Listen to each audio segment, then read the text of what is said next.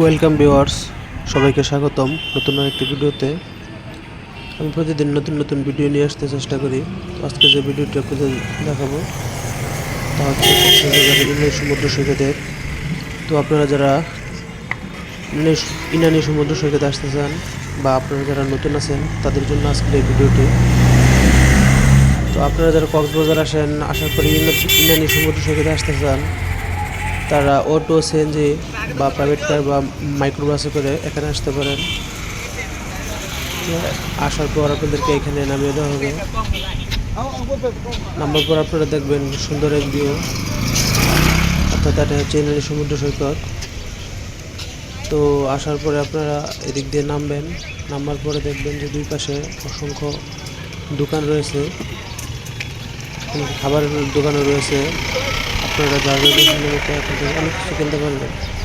অর্থাৎ পর্যটক ভিত্তিক এই দোকানগুলো। পর্যটন কোথাও ঘুরতে গেলে বা কোথাও বেড়াতে গেলে যা লাগে আর কি, সব কিছু এই দোকানগুলোতে থাকে। তারপর আপনারা কিছুদিন হাঁটতে হাঁটতে দেখতে পারবেন যে অসংখ্য গাড়ি দাঁড়ানো আছে। এই গাড়িগুলো দিয়ে আপনারা চাইলে ড্রাইভ করতে পারবেন। খুব অল্প সময়ে সমুদ্রের এই পাশ থেকে ওই পাশে যাওয়া যায়, খুব সুন্দরভাবে ঘোরাফেরা করা যায়।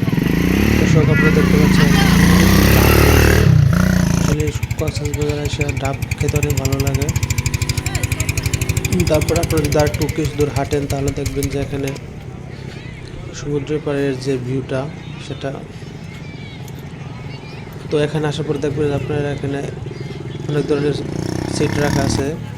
এই সিটগুলোতে বসে সমুদ্রের বাতাস গায়ে লাগাতে পারলে কি যে আনন্দ লাগে, তারা শুধু তারাই জানে যারা কক্সবাজার এসে এই সিটে বসে রোদের সময় এখানে বসেছিল। তো এখানে বসার যে আনন্দটা শুধু এটা তারাই উপভোগ করতে পারবে। এই সিটগুলো মিনিট ভিত্তিক ভাড়া দেওয়া হয়। আপনারা চাইলে 1 ঘন্টা, 2 ঘন্টা বা আধা ঘন্টাও থাকতে পারেন।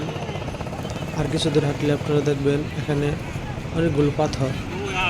কক্সবাজার সমুদ্র সৈকত আসলে লাবণী পয়েন্ট, ইনানি পয়েন্টের মাঝে পার্থক্য এটাই, সুগন্ধা পয়েন্ট আর ইনানি পয়েন্টের মধ্যে পার্থক্য এটাই, এখানে অনেক পাথর আছে যা আপনারা পাথরের উপরে দাঁড়িয়ে সমুদ্র সৈকত উপভোগ করতে পারবেন। আপনাদের কোনো ময়লা লাগবে না।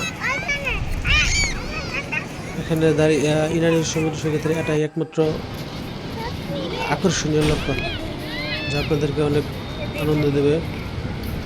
একদম পানির কাছ পর্যন্ত চলে যেতে পারবেন পাথরের উপর দিয়ে হেঁটে। আরও যদি কিছু দূর হাঁটেন তারপর দেখবেন আপনাদের সেই কাঙ্ক্ষিত লক্ষ্য, অর্থাৎ সমুদ্র পাড়ের যে পানি ঢেউয়ের তালে তালে আসতেছে সেইটা।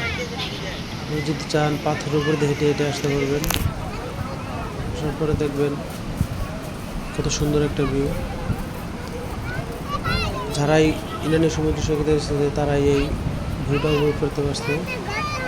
আমার মতে কক্সবাজার সুগন্ধা পয়েন্ট থেকে এই ইনানি পয়েন্ট অনেক ভালো।